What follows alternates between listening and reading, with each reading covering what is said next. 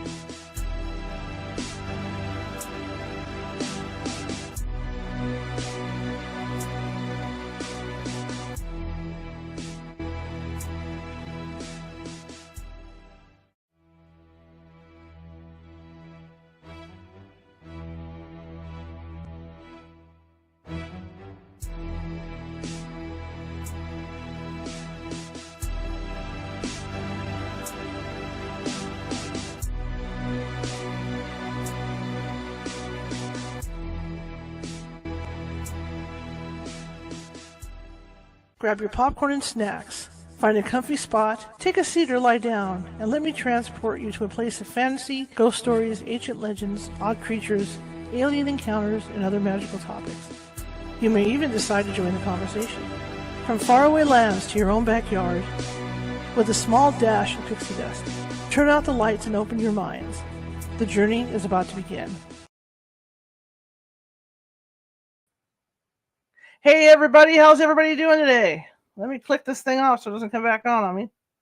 My name is Charlotte. I'm going to be your host for the next hour. I'm also the owner of the California Haunts Paranormal Investigation Team based out of Sacramento. We are 45 strong up and down the state, which means if you have, let me adjust it here.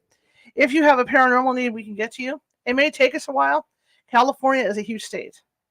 So it may take us a while. It may take us a couple days. But we do have mediums and psychics on staff that can call you ahead of time and maybe settle things down in your location before we get out there. But we will get out to see you, okay? Anyway, I wanted to talk a little bit about that missing sub. And it's an impression I got. I don't usually get I don't usually get impressions from far off, remotely. That's not what happens. Usually I get during my investigations and stuff. But what I wanted to say was that, for people that aren't aware right now, they did find parts of this thing, like it had blown up, like it had imploded. But I've been thinking about the tapping that was heard the last 2 days, and I'm thinking there's a lot more going on with that tapping, in that I think it might be something paranormal in nature, because I've known people in the Navy who have worked sonar on submarines, and they can pretty much tell what they're listening to, because they have like I do with my EVPs, I have voice samples for everybody, right? So I can tell whose voice it is, even if it's a whisper and that kind of thing. And so they pretty well know their stuff. And from the impression I got from the media was that sonar wasn't, or what they were picking up wasn't random. It was like every 30 minutes, tap, tap, tap, tap, tap. And I also read another article from an ex-Navy officer that's a normal procedure for a sub in distress. That in order for the sonar to pick them up, they would have to tap in a certain rhythm at a certain time each time. So my thought on this was that, okay, if this thing imploded and they were all dead, maybe somebody who passed away on board wanted them to find answers to what happened. So I'm thinking that might have been something going on with the tapping. That there might have been one of them, tapping from the afterlife to let the rescuers know where the sub was, because when they did go in, they went into that particular area, and boom, the ROV found them within a couple hours. Found the remnants. So I'm not saying that's what it was, but I'm saying that's the impression I get, is that it's possible that this was an ethereal thing to lead them to where they were. Okay. All right. That's enough said about that. I feel badly for them. I'm an adventurer. I love going out doing stuff like that, but I don't think I would do that. I don't like deep water that much. I really don't. And I remember when I did the shark cages in Hawaii, and I was in the shark cage, and I looked down and I thought, oh my God, I'm like 200 feet above the bottom. Didn't like it. Didn't like that feeling. So, it's just not my gig. Anyway, if you're watching from Facebook today and you like what you see, please be sure to show me some love and leave me some smiles and thumbs up and all that good stuff. Because what that does is there's an algorithm on Facebook, and it puts us up higher in the algorithm so more people see us. And I get these little notes from Facebook because I've been doing a lot of TikTok, to keep things amusing. And Facebook's happy with me. Every day they check what I've done so they can put me further up in the algorithms, and it's working. So if you find it in your heart to do that, and you should today, because this is going to be a cool show. It's going to be a really cool show. Please do that. Please leave me hearts and smiles and hand claps, or whatever you can leave me.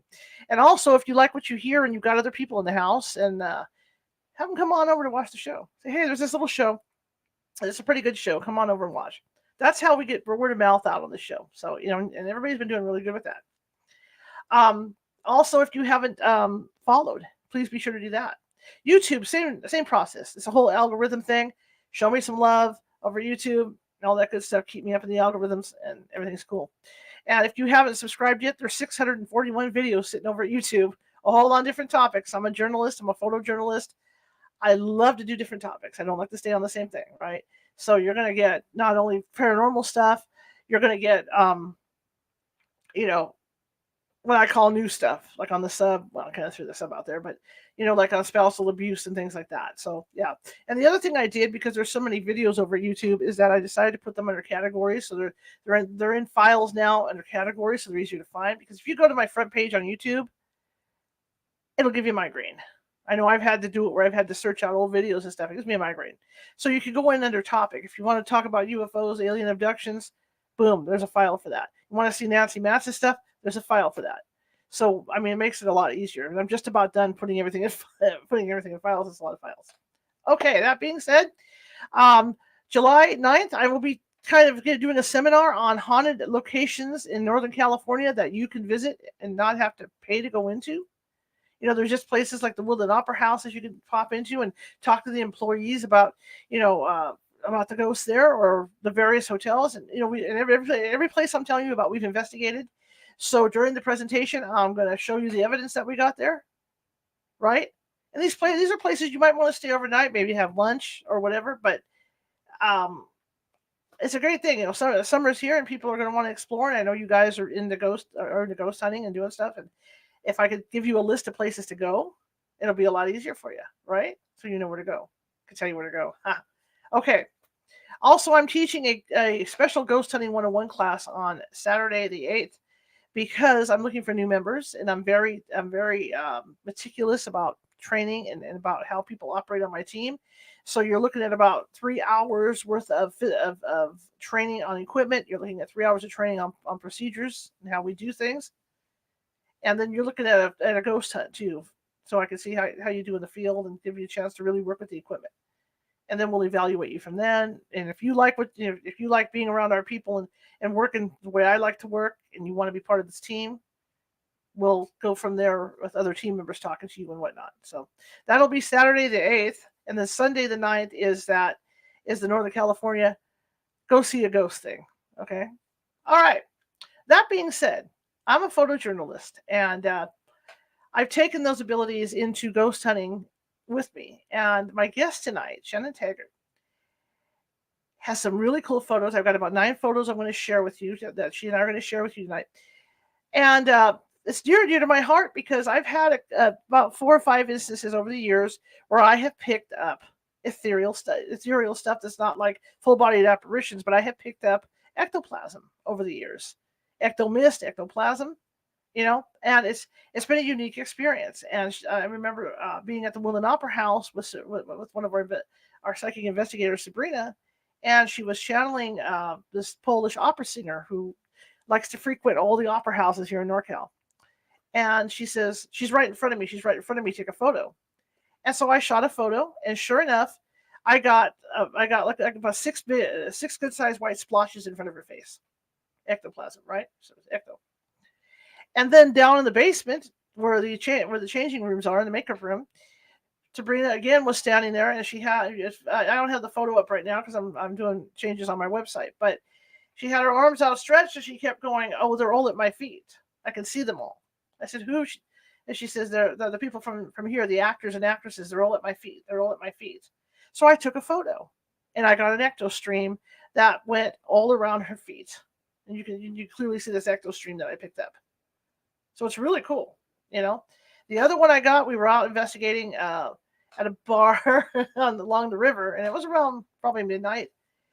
And Karen and I were going in, my psychic medium Karen Clark and I were going in, and as I went in, I thought, man, I'm going to shoot a picture of where the security guard is standing. And when I shot the picture, I mean, this was a warm night. This is like August, right? And when I shot the picture and started looking at it, I had ectomist in there. It was really cool. I shot 4 photos. 2 of the photos had ectomist. The other 2 didn't. So I've had some experience with this. What I usually do is that ITC water method, where you put a black pan of water down and the psychic will stir the water up, and you put a bright light, have somebody hold a bright light over the top. You shoot with flash into this thing, and the psychic will ask questions and stir the water. And I've picked up a lot of faces with that, where one in particular in Placerville, it turned out to be a former owner of the house. So those are the techniques I use. But Shannon's got a totally different technique than I've ever even thought of, and I'm excited to talk to her. I love to talk to fellow photographers anyway. So without further ado, I'm going to bring Shannon in, and like I said, I got some of her photos that she can share with you to explain, what the process was with these things.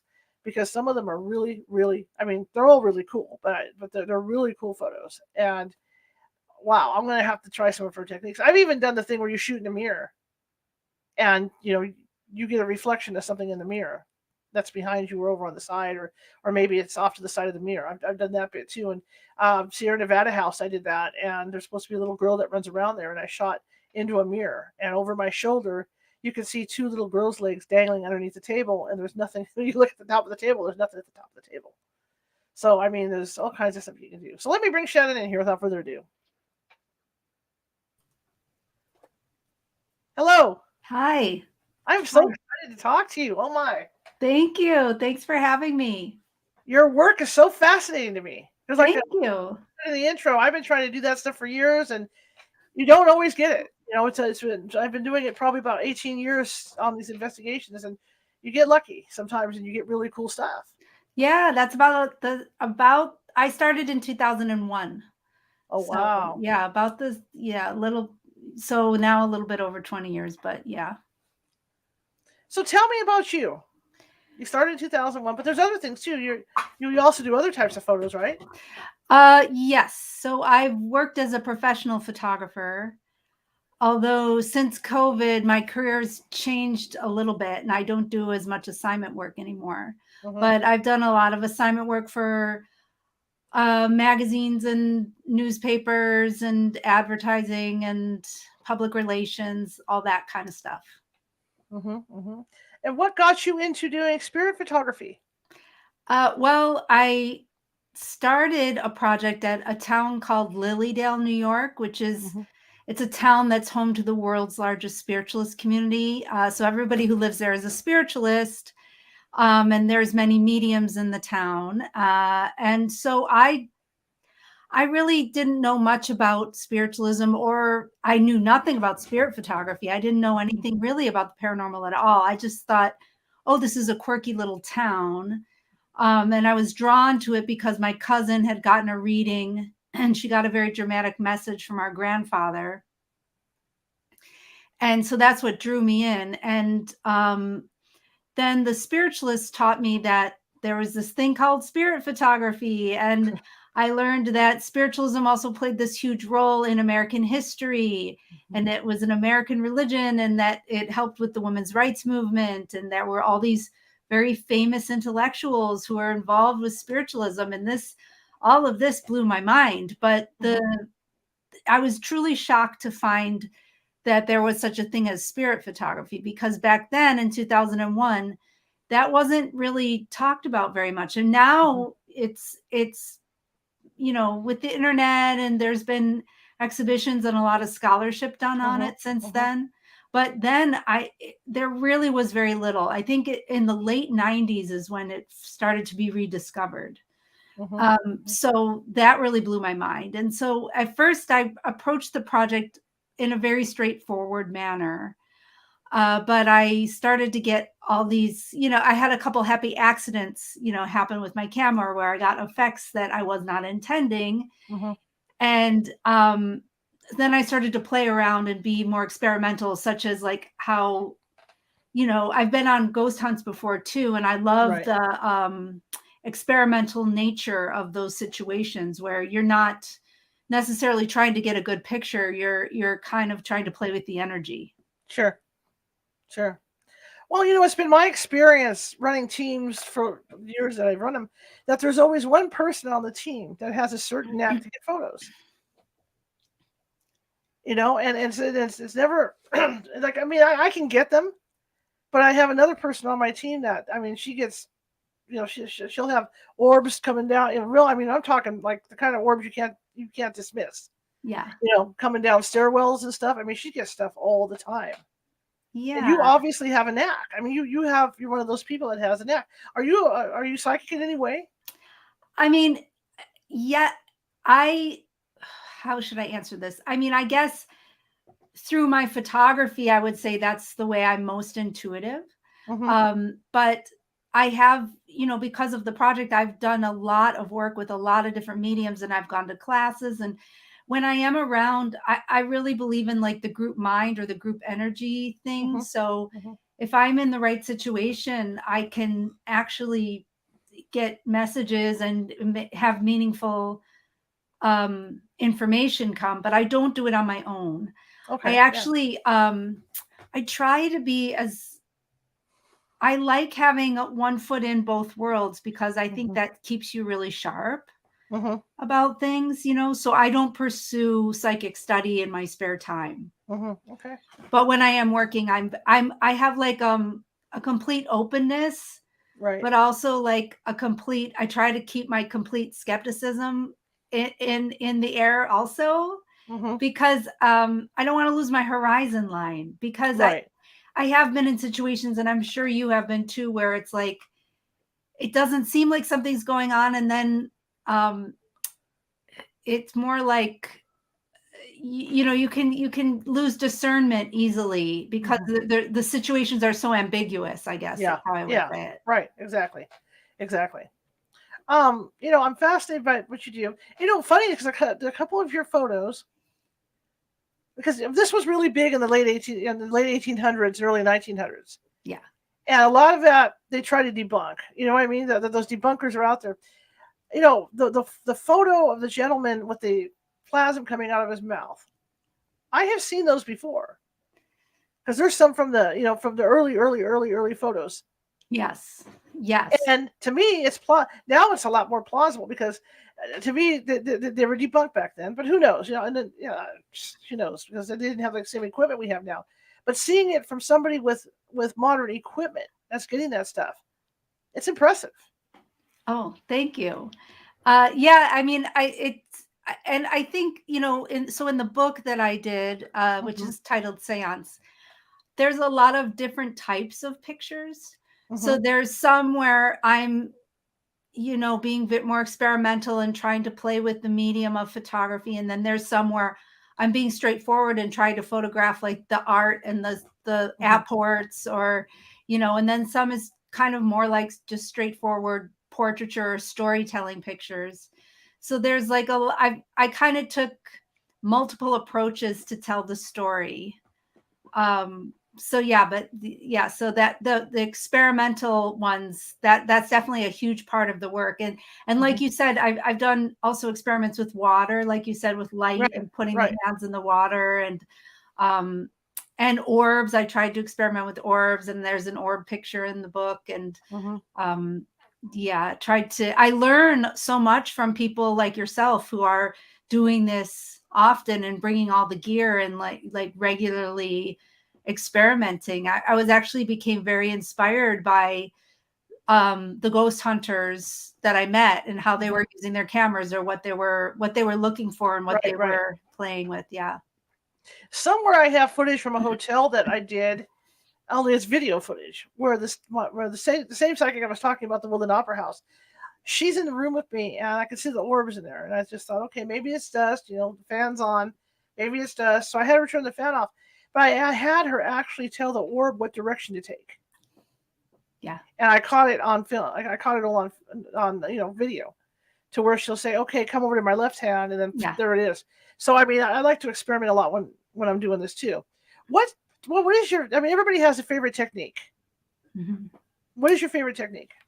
I like to play with long exposures. Okay. Because and a lot of people say, oh, it's just a blurry picture, but I don't know. I've played around with it so much. I really do think I like to get a synchronicity, meaning like I'm doing a long exposure, so anything can happen because my shutter's open. But a lot of times what happens will be an exact synchronicity to what people are actually saying is happening. And when you do a long exposure, you can't really control how things are going to render. You think you can, but it's kind of like, the shutter's open, so you can't really control much. Right. And so I'm very interested. And, I like to say that, one of the primary elements of a paranormal experience is time behaves differently. People have time slips, or time seems to not be like regular time, like you have the sense of coming out of time. And so this idea of time, and I'm also too, when I'm doing that, I'm open to playing as an artist rather than I need to find evidence. Like it's in the spirit of, okay, whatever is going to happen is going to happen. Mm-hmm. Do you know what I mean? So Right. Absolutely. Absolutely. yeah. I just find it so fascinating to talk to somebody else that's doing this stuff, because I like to. Well, what type of equipment do you use? So I started using film, Mm-hmm. and now I use a Canon Mark IV, Okay. digital. Ooh, big time. Ooh, Yeah. yeah. Well, it's like, yeah, but my husband's a photographer also, so we have a lot of gear. But that, so I'm digital now, but which That's cool. makes it easier because I can shoot a lot more. Mm-hmm. When you're shooting film, you shoot less. Right. And Absolutely. also you can get a lot more detail in your shadows. There's a lot more dynamic range in raw files these days than there is in film. So I can go deep into the shadows and get kind of all that detail, because a lot of times I'm in dark situations. So yeah, I mean,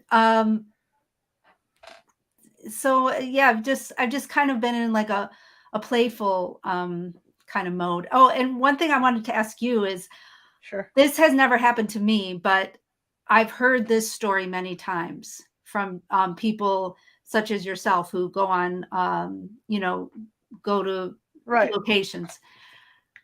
When you see an apparition, if you do, Mm-hmm. and you try to take the picture of the apparition, often the camera will jam or not Yep. allow you to take the picture. Has this Yep. ever happened to you? Yes. Mm. Absolutely. Absolutely.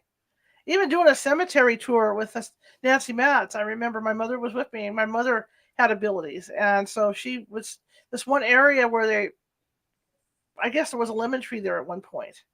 Mhm. And Nancy didn't say it until after my mother noticed me, and she goes, "Well, there's lemons. I smell lemons." And this is at this point Nancy knows, well, that was a hanging tree and all this. So I'm shooting photos, camera jams. I step over like 4 feet, camera's fine. Step back in that spot, camera jams. So all kinds of weird stuff like that. Wow. You run Yeah. into it all the time. Yeah, I've had batteries drain. Yes. And I did one time. I had my camera take 300 pictures by itself in my bag, and I don't know how that would have happened. Right. I mean, I've never had that happen in all my years of being a photographer, except for this one time. And I had just left a medium's house, and I came back and there were 300 just blank pictures on my camera. Sometimes messing with you. The other thing I found too is sometimes if you do see an apparition and you take a picture of it, it won't show up either. I mean, you run into that too. It's like they put up some kind of shield where you can't pick them up. Right. So often, if I'm getting anything at all in the picture, it's not anything I saw with my eyes. Right. Absolutely. Yes. And you also work with infrared, right? Or you work like Yeah, with I red have light. a color infrared camera. Nice. That, it was converted, so it's digital. And I played around with that a lot. For a number of years. I haven't done much with it since, but it's really helpful because some mediums sit in complete absolute darkness. Yes. So you can be in complete absolute darkness as long as you have an infrared light set up.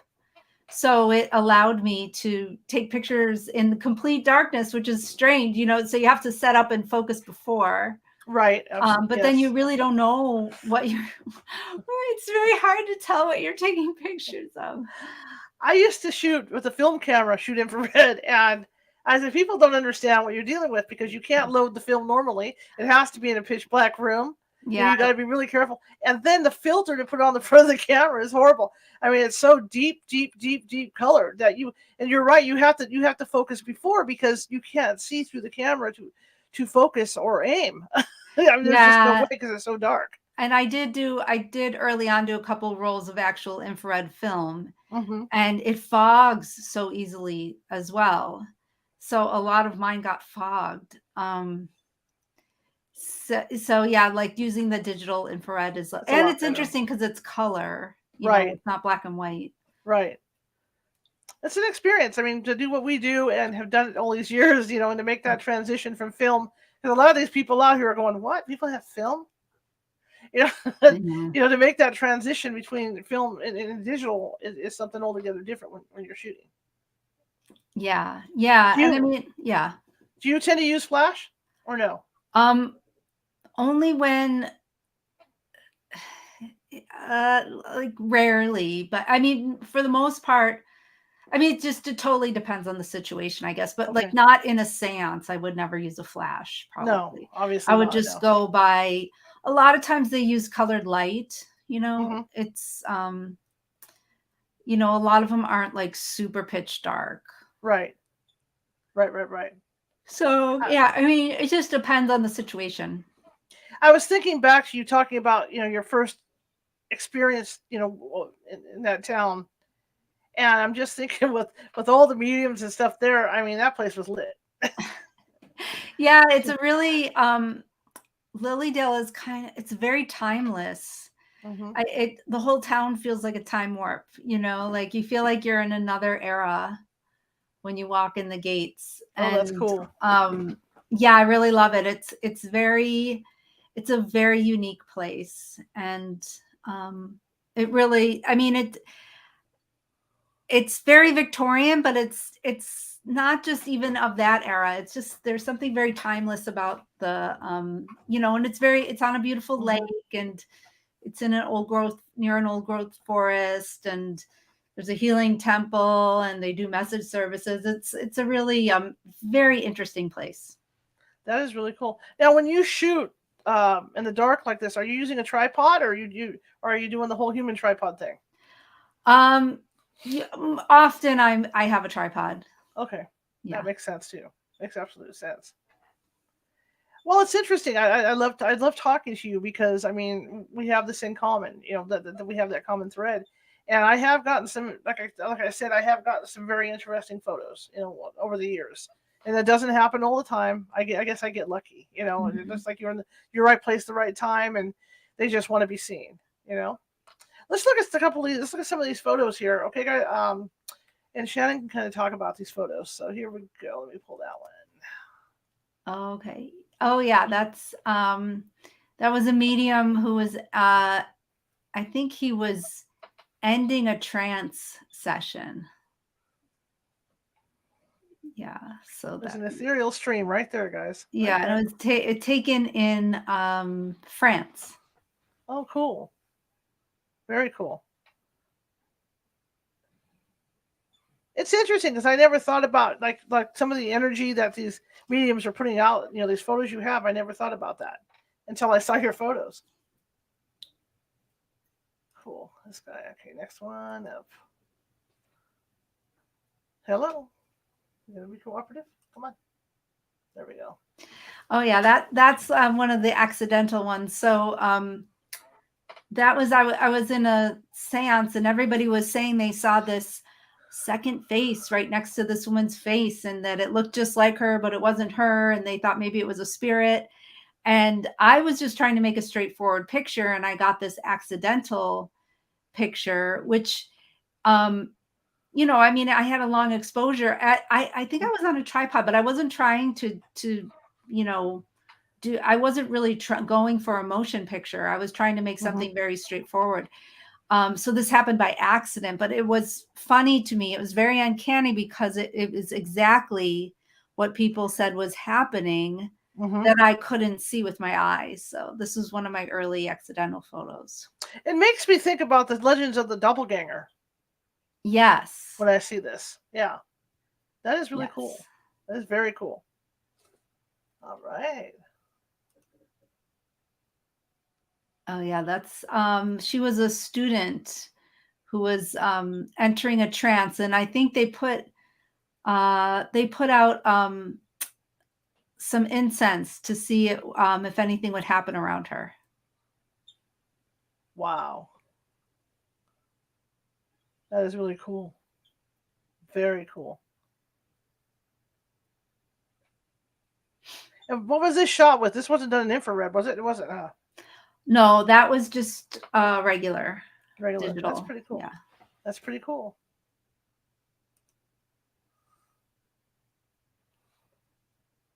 Oh yeah, that's an old one. Definitely somebody there. Yeah, I forgot about that picture. I don't know where you found that. You did a deep dive. I was perusing last night to like old newspaper articles and stuff, and I was pulling stuff last night too. Yeah, I totally forgot about that picture. That's a really woman cool. named Sylvia who I've done a ton of work with. She's a really amazing medium, and she's also a spirit artist. And so she does a lot of painting and drawing, and she does her own photography. She does her own video. Mm-hmm. That is really cool. Now, this is the one I was talking about, guys, because I've seen similar photos like this from like the late 1800s. Oh yeah, that's Kai Mugi. He is the most famous ectoplasm medium in the world. Wow. Look at the hand. Now, is he exhausted after that? I mean, obviously the thing, it's coming right out of him. I mean, I'm sure he is, because his seances are like 3 hours long, and he gives like an hour lecture before. And it's like a really, like, it's a commitment going to one of his sessions. Because I know they get exhausted, and then that's got to be exhausting. That's got to be exhausting. Now, I've never done any experiments. Well, as far as ectomist, I've never had any faces in there or done experiments with smoke, because I know there's people that work with smoke and take photos as well. But this next photo is interesting, really interesting. Oh yeah, that's a smoke one. Yeah. See? Yeah. I'm going to have to start experimenting more with smoke. Yeah, it's one of my favorite things to do is the smoke. If you get somebody to use a vape, mm-hmm. This was actually smoke from a fireplace, but I've done a lot of interesting stuff, especially if it's a cold night Mm-hmm. and you're out and somebody has a vape. You can actually use your own breath too, but if you guys can't tell, depending on where you're watching from, there's a face right in here. Very cool. Now, tell me about the picture of the swan or the duck. Oh yeah, it's a swan. Okay, swan. Yeah, I was on a boat in Lilydale, so that's on Lake Cassadaga. Mm-hmm. And yeah, I just got that. It was a misty day. See, even animals have auras. That's cool. Very cool. So you didn't do anything with the camera. It was just a straight shot, right? Yeah, I think there was probably some fog on the lens, but mm-hmm. I didn't like paint anything. No, it's just like a straight. There's no manipulation. Right. I'm not. I didn't say. I'm just saying. Yeah. I want to make that clear for everybody. Yeah. And you know what's sad about this field too is that you know what you shot. You know under what conditions you shot it. Yes. And so when you put these things out there, there's always that group of people that are going to come along and go, no. This is. And you know damn well what you did. You know what I mean? Mm-hmm. So it can be frustrating to do this kind of photography.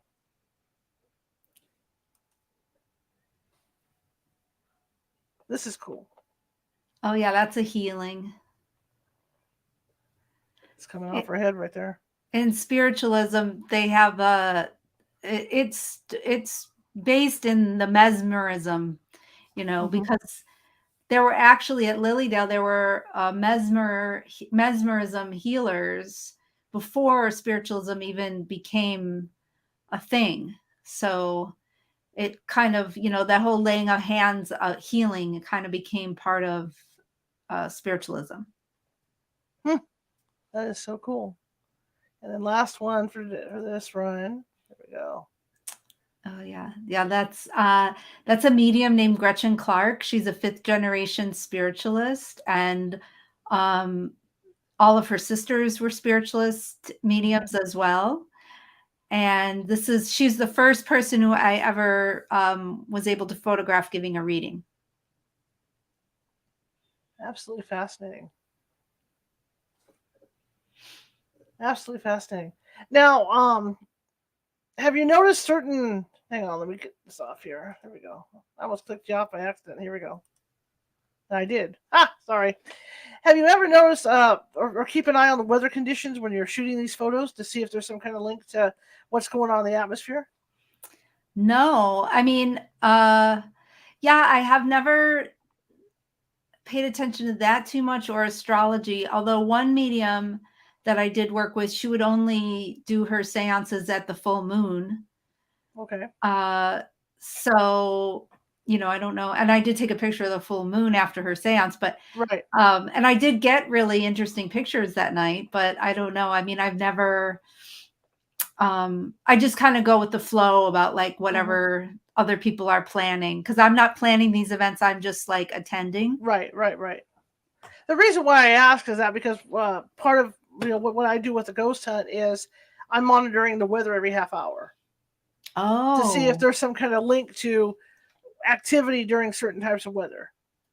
If it increases on rainy days or whatever, and so I can have a record of that. Then my team, as they're going through, if whoever's taking photos or if I'm taking photos, we're always marking the time we took it, to make sure we know so I oh. can correspond it all. So do you find, does, rain or thunder and lightning affect? Rain affects it. Damp days affect it. Overcast days. Mm, There's definitely more, I guess, electricity, more EMF in the air, I would think, right. to cause more to happen. But that's why I do it. So when I was talking about this thing I'm teaching, to get people involved, it's very meticulous the way we do it, because I like to keep track of everything to go through. What has been the most satisfying thing for you doing this? Hmm. Well, just putting everything together into a book and seeing it all, and like, also being able to, because a lot of people have different approaches to this kind of subject Mm-hmm. matter. Mm-hmm. And it took me a long time to figure out, like, I took a lot of time in my book to let everybody have their say. And I did over 60 interviews, and, like compiling all that and seeing all the variety, that was really the book. And also there's a lot of history I added into the book, and there's historical pictures. And so like seeing it all together, I think, and contemplating this, mystery that a lot of people in our culture discount or don't want to look at or think about, Mm-hmm. So putting it all together in this dramatic statement, I guess that was the most exciting part for me. Interesting. Now, you said your husband's a photographer. Does he do work like this, or is he just a Oh, no, he was a photographer? food photographer. Oh, that's so fun to do food. Oh my God, that's fun. Yeah. I've just started getting into food photography recently, Oh, yeah, so it's yeah. fun. Yeah, It's it fun to is. make it look nice. Mhm. Um. So tell me, when you go out, like when you decide to go out and shoot this stuff, how do you prepare for it? Or is there special preparation you go through? Um, no, no, not really. I mean, I guess nowadays I'm more interested in just working with certain people who I'm closer with, whereas before Mm-hmm. I would just go anywhere and do anything. And Mm-hmm. now I'm more interested in just working with people who I vibe to, and like I like their practice, I like their intention, I like the Sure. way that they conduct themselves. Early on I just would go anywhere and do anything, and now I'm just a little more discerning. That was my next question. Do you find that do you find you get better photos with certain people than you do with others? Yeah, or I find that I just give different effects from different people, Mm-hmm. and it's very interesting because you can use the same shutter speed and the same camera and the same situation and different mediums. Mm-hmm. You get different results. When you do this, how many photos do you usually take? Um, well, if it's like a long seance where I'm just sat in the chair with my camera, like it might be a Mm-hmm. couple hundred. Sometimes it'll be a short amount. It just depends on I guess it just depends on the vibe of the event. Mm-hmm. Mm-hmm. Mhm. Makes sense. Makes sense. Do you do I mean, like with ghost hunting, when we take photos and we want to be able to show people, that, hey, this wasn't here before. that it showed up, that it's not here now. Do you take them in sequence so that you can prove that? Yeah, I have some sequences. Yeah. Yeah. And yeah, especially like a medium in trance, I'll do like a series of pictures and they might look like completely different in all of those different pictures. Mm-hmm. Mm-hmm. What's been one of your most favorite shoots that you've been on? Wow. Well, I really was one of my favorite places in the world to go to is a place called Arthur Findlay College, which is a spiritualist learning center. And it's kind of like the Hogwarts for spiritualists. It's this big, beautiful estate outside of London. And people go from all over the world to study spiritualism. And so it's a very intense time. Like you'll have a week of classes. And I find I love being immersed there. And they do paranormal week and they do like experimental week. I did like a experimental spirit photography week there. And so like just being in that intense environment with a group of people for a few days, I really like that. Now you mentioned that you do the ITC water technique as well. Have you got any good results with that? Yes, there's one in my book that looks almost like a face coming into the water. And then also in my book, I did an experiment at Loch Ness. Wow. Okay. Yeah, and I got a cool picture there. Now, when you go to evaluate that, because people don't realize what it takes to go over that, to evaluate that, because the images are small, and that's what people don't realize. I mean, you're looking at like little minuscule images. Do you kind of map it out when you're going across the water? Because that's what I tend to do, is map it out in sections. No, I mean, I guess I was just kind of playing around, so I didn't. Okay. I didn't do anything that intense. Right. Because I'll take like 20, 30 photos of a session with that, and that's just takes forever to get through. Wow. Yeah. But, I mean, you can get, like I said, I've gotten faces of people that previously owned the houses in the 1800s. Wow. That I picked up, yeah. doing it. It's a fascinating technique. Since you like to experiment with techniques, have you done anything with mirrors at all? There was a group. Have you ever heard of the skull experiment? Yes. So they had this thing called Project Alice, where that's how they did their video, is they had two mirrors facing each other and they were filming a feedback loop, right? So I have been wanting to set up a Project Alice situation, but I have not done yet. I have tried experimenting with mirrors, but I couldn't really get it the way I wanted it, which was kind of like an indirect feedback loop, like right, where the two mirrors are just seeing each other, And then I wanted to put something like maybe smoke or something, but like it's kind of going to be tricky I don't know how. There's diagrams of the Project Alice. So I'll have to, but they did a video with that, and that's how they got a lot of their really crazy video stills. Have you brought anything home with you? No. Not yet. Have you? Because in spiritualism, they don't believe in that.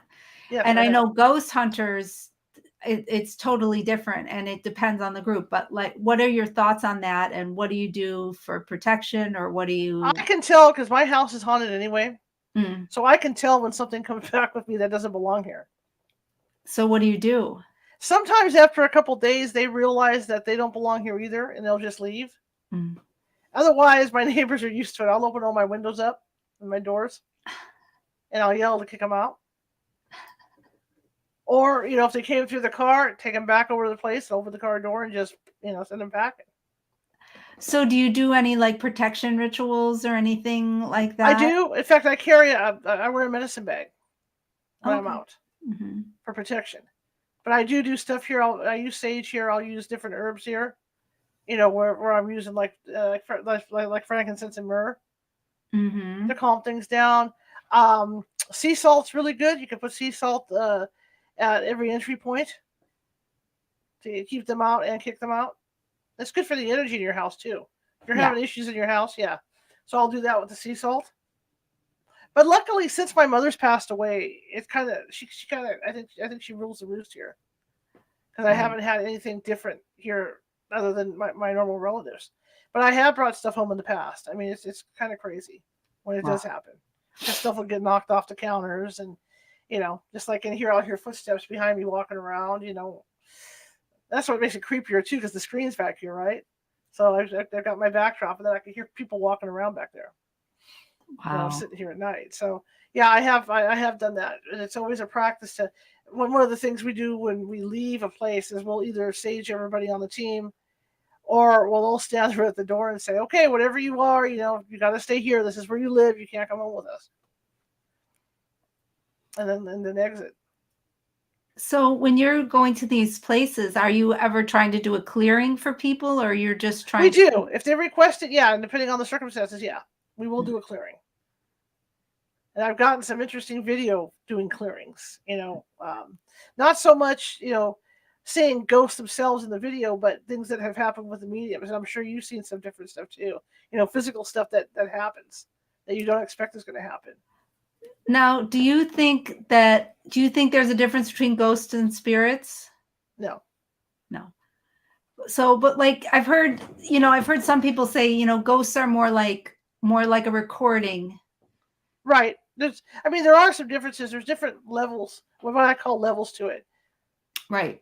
Because you get the ones that are on the recording and they're on the playback. And maybe like my grandfather, but I don't see him, so I'm just saying. For instance, every Saturday night at 7 p.m. he would take a bath. So he would walk down the hallway, do his tub thing, and then walk back and crawl into bed. And so this went on for years, and that technically would leave an imprint, of him walking back and forth. Right. So you got that repeat thing going on, even though he doesn't do that. But I'm just saying, you have that. You got the imprints that happen like if the house is made out of wood, because wood and plaster and all that will hold energy. So if there's turmoil in the house or something that goes on for years, you're going to pick up on that. I've even had cigar smoke come from the walls. Wow. Technically, where you could smell it. And that's because it had let, for years and years, they smoked cigars and it left an imprint in the walls of the building. And then you get the ones that are able to communicate with you. Where you can have almost a conversation with them. Where they're aware of you being there, which makes it even more interesting. Wow. And then and it goes from there. But I think they're the same thing, except they have different labels. Right. Or like at certain times they behave differently. Yeah, they behave differently. Yeah, different behaviors. Have you run into when you work with these mediums? Are there some like you said earlier? Oh, there we go. My internet's weird because we're all on Comcast. We're all on Xfinity here, and with all the news that's going on, it'll do weird things like blinking us out to where Mario goes. Do you find that there's certain, and I think you might have said this earlier, but do you find that there's certain mediums that you prefer to work with? Yeah, definitely. Yeah. Because I really, the longer I work, the more I realize like it's really, intention is very important. Mm-hmm.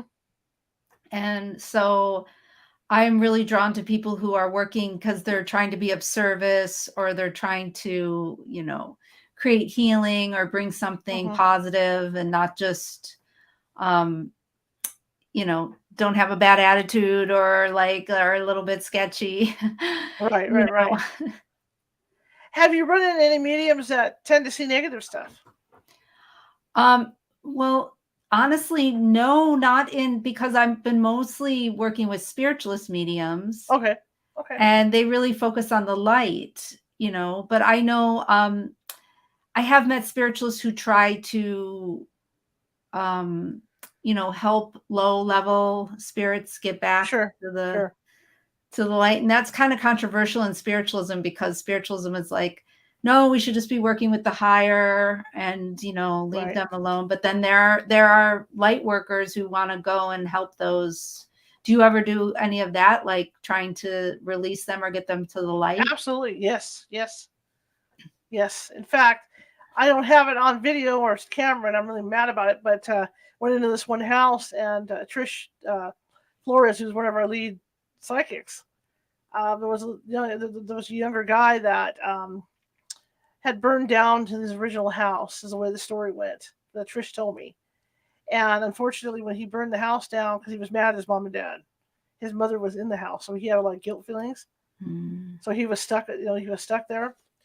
And so we went in this little room, and we started talking to him, and we're trying to cross him over. And Trish is sitting on the couch or on the chair, and she goes into a trance, and her voice gets deeper. Obviously because she's in.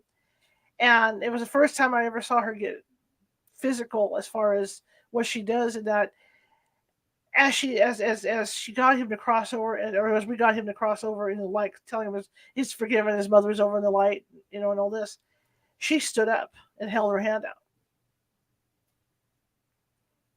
And then she kind of pulled. She didn't move, but I don't know if he had her hand or what was going on, but she kind of leaned off to the left with her arm like outstretched. And then as he went through, she fell back into the chair. Wow. And that's the time you think, well, dang it, I didn't have a camera rolling or anything. But you can clearly, I caught it on audio, the whole thing. And at that point, I said, Trish, are you okay? And she goes, yeah. But I actually saw her get up. And not only get up, she was pulled out of the chair. Literally pulled out. She didn't bend her knees. It was one of these things where you could see the movement go forward, and her hand was out. So it was kind of cool. Wow. But yeah, we will cross over. If the client requests it, we will cross. We will make the attempt to cross them over. Or if they're in torment, if they're upset over something, to try and convince them, hey, it's okay, you can go now, it's all good. So we will do that. But I mean, we don't walk into like haunted locations. I don't believe in doing that. Like some hotels in different places, they don't want you to get rid of them because they're attracting people in. So unless we have permission to do it in places like that, we don't do it. Right. So what's the most haunted place you've ever been? Oh my. Probably this place out in the Gold Country called the Murphy's Hotel. It's in California? Yeah. Civil War stuff going on. The Civil War was fought out there. General Grant stayed there. And it's funny because upstairs in the old part of the hotel, if you look on the rooms, there's like names on the rooms of the famous people that stayed there. A lot of them were on the Titanic. A lot of these people. John Jacob Astor, and people like that had stayed at this hotel. Wow. But you get that. You get Civil War people. I have footage. This might interest you too. I have certain video cameras that will blur up when there's spirit, when there's a ghost nearby or a spirit. And so I decided to do a séance with Jose and one of our psychics in this ballroom. And in this ballroom, the employees will shut the drapes. They'll put everything away, and they'll walk in there. The drapes will be wide open. Wow! And it's like poltergeist. The chairs will be stacked up, and they hear noises. And so I decided to do this thing in this ballroom, and I got some motion detectors and put them around the further out around the perimeter of the table because I thought, what? If anything goes through, we're going to be able to tell when they come and go. So I'm filming Jose, and all of a sudden he gets blurry right in front of me. Wow. And I move the camera right to show that it clears up after I get it off of him, and then he's blurry. And I said, Jose, you're blurry. And he goes, yeah, and I don't feel good. Oh, that happened once on a shoot I was on too. Tell me about it. That it was me. I felt a little sick, and my friend was filming me, and she said, "You're getting blurry on here." Mm-hmm. Yeah. You got good. I call it goose by a ghost, but yeah, you got goosed. So yeah, so Jose says I don't feel good, and then Sharon, our psychic at the time, says it's Grant. Grant is here, and you hear Jose. I have it all on film. You hear Jose go, "You do not have permission to do this. I did not give you permission. You need to go." The second he says that, he clears up. Interesting. And then I had another incident. Because I started out filming a TV show was what California Haunts was. And I was working with another group. And another Gold Country hotel we were up at. And the psychic was sitting in a rocking chair by a window. And she's very quiet anyway. And she's like doing this and she's rocking back and forth. Well, I noticed every time she goes back, she gets blurry. Wow. And I mentioned it. And I said, you're blurry when you go back. She said, I know I sat in something. And she didn't want to let it in, let whatever this was in all the way. So I got like 25 minutes of her going back and forth, and then she's talking about how the husband's having an affair down the hallway, and she's sitting here pregnant looking out the window. Mm. But I got all that footage. That was my first experience with somebody getting blurry like that. So it's interesting the stuff you get, Mm-hmm. when you're out in the field like that. What do you think, out of all the photos you shot, of this stuff, what's one of your favorite ones? One of my favorite ones, because it's, I think it's a beautiful photo, but it's also really meaningful, is there's a woman named Sharon Harvey, and she's a medium in England. And I had taken pictures of her in SÉANCE, and she said, well, I want you to not take any long exposures, because people just say they're meaningless, they're blurry, they think I'm cheating. Right. So just come, but just take fast photos as fast as you can. And I said, okay, I'll put it up as fast as I can, and I'll try to be as careful as possible with that. And so then she started her séance, and then at one point her spirit guide addressed me when she was in trance and said, I want you to take one long exposure, and I will show you my mask. And I took one picture, and it's a perfect, it looks like a mask coming off of her face. Wow. And it's also really beautiful. It's like red and pink. And I love the picture because it's meaningful. It was this weird experience, but also I really love the beauty of it. Fantastic. So do you find that people are open to your photography, or, do you run into debunkers, or? Oh yeah. I mean, and I'm not trying to prove anything or use them as evidence. But I find, and with this type of subject matter, there's a lot of attraction, repulsion. Like people are really interested and really curious, but also like a lot of people are very turned off by it, or freaked out by it. So they don't want to go near it. And especially in professional photography, a lot of those photo people don't like it at all, so yeah, I mean, that was so shocking to me, because I thought all this stuff was so interesting, but like I've had a lot of really bad responses also. Right. I can understand that. Yeah. And lenses, let's talk about your lenses. What type of lenses do you use to shoot this? Are you using a regular 50mm lens on there, or what are you doing? I usually have a zoom on, because if I'm in one seat, I can't move around. So usually like a 24 to 105 or a 24 to 70, something in there. To zoom in.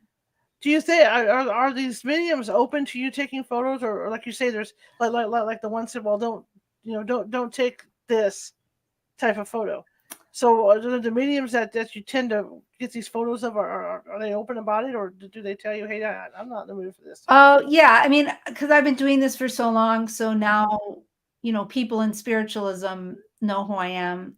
But I didn't use one photo in the book that people didn't want me to use.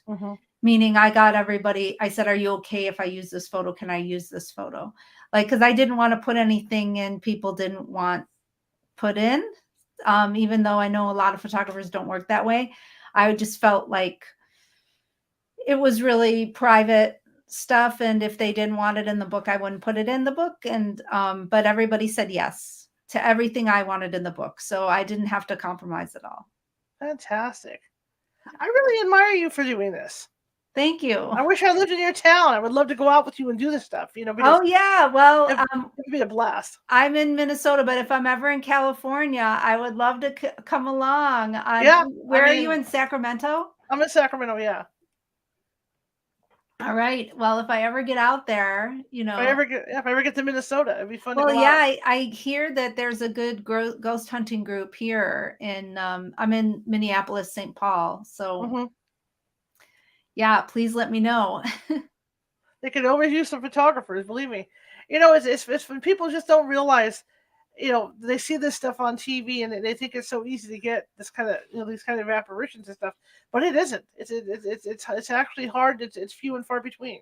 Yeah. To get this stuff. And then when you do, you're all excited. Like I remember the same psychic that was at the hotel in the rocking chair. We were at the Woodland Opera House, and we were just walking in, and she just happened to take a photo, and she got an apparition walking down the aisle. Wow. And that whole night, of course, after we got home, who slept, right? Because you're on the phone going, oh my God, do you see this? What is this? You're going back and forth because it's like a major high to even get something. Wow. And people don't realize that because they see it on TV and it looks so easy. Yeah. If you want to, if somebody wants to get into this type of photography, what do you tell them? Just experiment. I say, like, there's people ask me all the time, what kind of camera? I said, you can use anything. I've seen, people use iPhones and point and shoots and plastic cameras and Polaroids and, it's really about you and your state of mind and the spirit you bring to it. And like find a group of like-minded people and just play around. And that would be the best way. Remember the old Sony Mavicas? Yes. Or Betractors. Yeah. People laugh because they didn't have a lot of megapixels on them, but man, they could pick up some really interesting orbs. Yeah, cool. I love I love like seeing the people who, that's what's interesting about the orb stuff. The practitioners who are really serious about it, they get these really compelling series of orbs where they're directing them and asking them to do things. And yes, and the orbs that have faces. Yeah. I've got a couple of those, so it's interesting. It's an interesting science to be in. Yes. So you've got a book out, SÉANCE. Yes. So let's say you're standing on the street in Las Vegas. You're on the Strip. Yes. And there's other spiritual photographers out there as well. Yes. How do you get people to take a look and buy your book? If there's other spirit photographers, then I have my book. Mm-hmm. I don't know. I mean, I guess just try to talk about it and show it. Like, absolutely. Let's see. There's a comment in the chat room. Maybe there's a question here. Let's see what we got. Okay. No, they're thanking us for being on here. Thank you. You're welcome. You're welcome. You're welcome. I want to thank you for coming on. I really appreciate it. It was fascinating.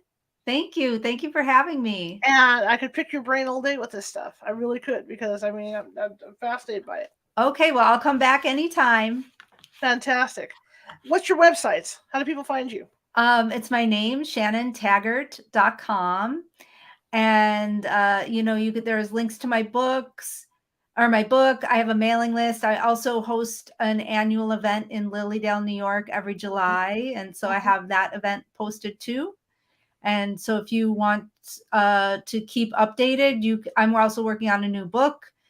And so if you want updated, I have a mailing list and everything is on my website, Shannon. And I have Instagram and Twitter. And so it's shannontaggart.com. Fantastic. And you know what? After the show, I'll send you a couple of mine to show you. Oh, yeah. I'd love that. In fact, I forgot to mention, I was on the stage at the Woodland Opera House and I was shooting photos from the stage. And I caught a green mist, ecto mist, moving around the audience area. Wow. Very cool. So, yeah, I'll have to share some with you. All right, Shannon, thank you so much, and have a great rest of your evening. And, yeah, we're definitely going to have you back on at some point. Okay, thank you. Have a great night. Look me up if you get out here. All right. Oh, I will, for sure. Okay, bye. All right, that was really cool. And, being able to talk to a fellow photographer who does this, it's great. I mean, there's so many techniques that you can try out there. And so, and again, like with anything else, you have to have controls when you're shooting this stuff too. Just even like we do with the ITC, everybody's got to be quiet in the background and stuff, because at the same time we're getting EVP as we're doing the ITC. Big mouthful, EVP, IVC, ITC. The other thing I forgot to do earlier was I forgot to say the two things that I have going on in July, the Ghost Hunting 101 training course and the Northern California come visit me course. It's going to be at California Haunts Meetup, so you have to go to California Haunts Meetup, California Haunts Paranormal Investigation Team, and meetup.com to participate in those, and then look under events, and it's all there. Anyway, thank you guys for coming tonight. I really appreciate it. Again, if you're watching from Facebook and you like what you see, please give me some thumbs up and show me some love. And if you haven't done so already and now you want to follow us, feel free to hit that follow button. Same thing with YouTube. Hit that subscribe button, and I'd really appreciate it. And just like the thumbs up and whatnot. You can also find us not only on Facebook under California Haunts, YouTube or California Haunts or California Haunts Radio. Doesn't matter, either one.